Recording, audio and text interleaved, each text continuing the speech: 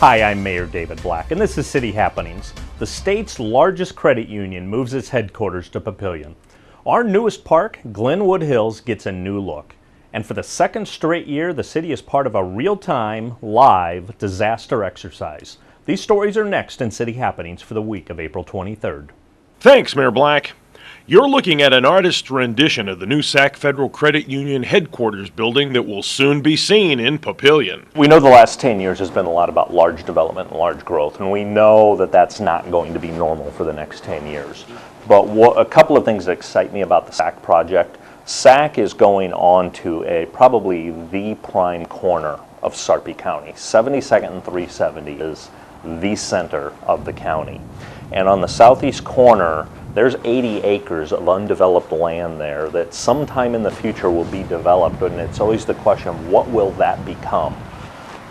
This major headquarters just put a stamp in the ground of what the rest of that 80 will become.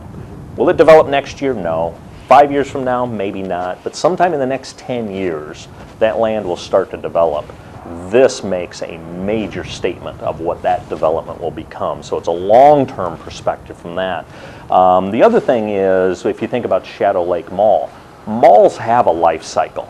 They don't live forever. Malls get old and tired, and we've got examples in the metro of where that's occurred. And we have to realize that same thing is going to can happen to ours. One of the things that will add life to a major area like that is daytime population. We just ended up with an office building right next to a mall. That just extended life of that mall.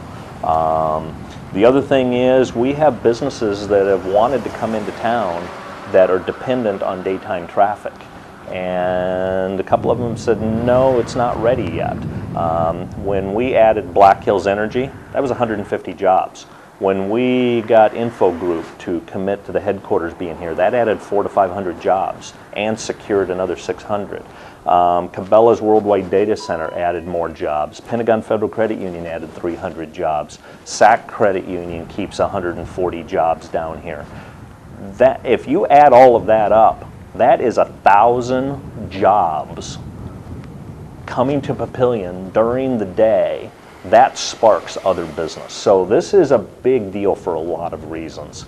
And SAC's got an identity as roots in the military history, and their roots are Sarpy County, and this is a military community. So in one way, we're glad that they're making a statement, and in effect, they're staying home. They're staying in Sarpy County. But the economic development impacts to the city are huge.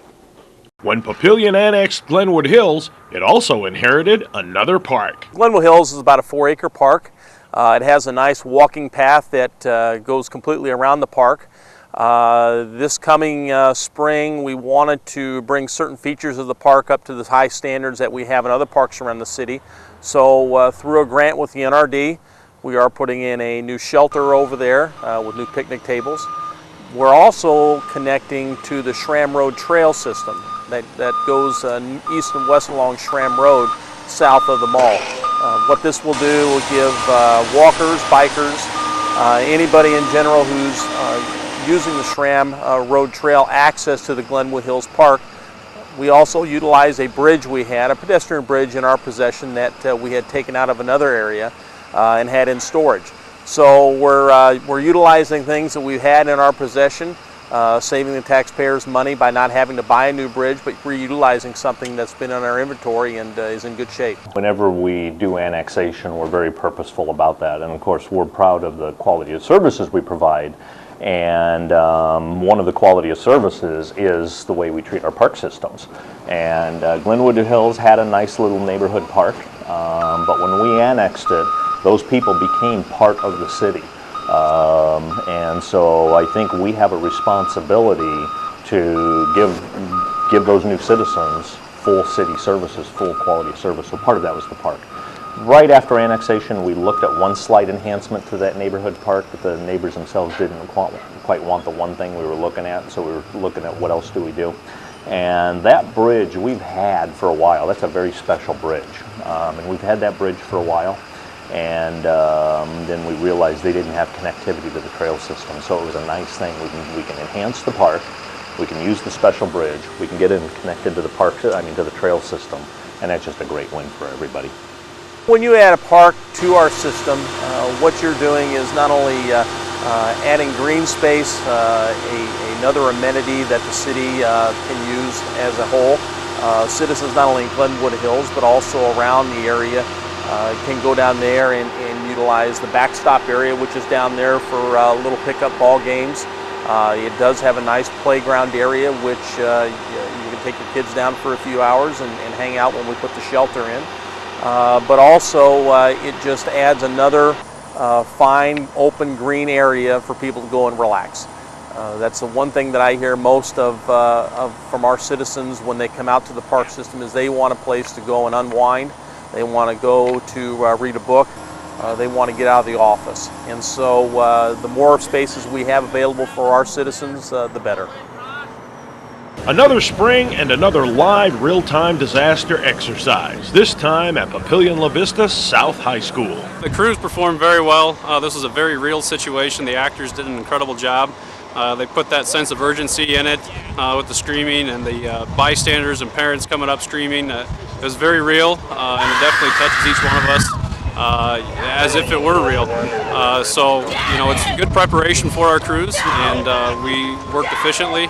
And we're able to show students what it's like if they drive distracted or drink and drive. Our guys did a fantastic job. They showed up on the scene, they assessed the injured victims, we got care to them, and then they started assessing what state the drivers were in, whether they needed to do field sobriety on them, who was possibly the at-fault driver. And both drivers in this scenario were intoxicated, so field sobriety was done on both. Both were transported to the jail. They run this as a real-life exercise. Even standing here watching it, you almost get emotional. You see a kid being put in a body bag. You see a chaplain notifying parents. Real emotion, and this is a real exercise. They ran it as a live exercise, so I don't know how long lasting it'll be, but going into prom weekend, I hope it stays fresh in the kids' mind at least for a few weeks. I think it's fantastic. Myself, I was reminded of how chaotic a scene is, how difficult it is to hear what's going on the radio, and who's responding, and who's here, and who's not here. It's a difficult scene to manage, for sure. This is great. This is right up there with our live fire training. We don't get to have actors on a daily basis that really challenge us and make us work through our training. So to have these actors here for this scenario and be able to cut a car apart is invaluable training for us. You know, public safety is one of those things that we're proud of. We've got full-time career fire. We've got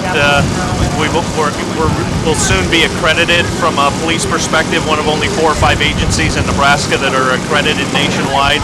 I just can't speak more highly of the guys. And then the cooperation, you see the sheriff here, you see the chaplain here, the helicopter was here, just all agencies and the way they cooperate. Papillion's really blessed. There's still time to register for the city's annual half marathon. Please go to the Recreation Department's webpage on the city's website, and there is information right here on PapioVision.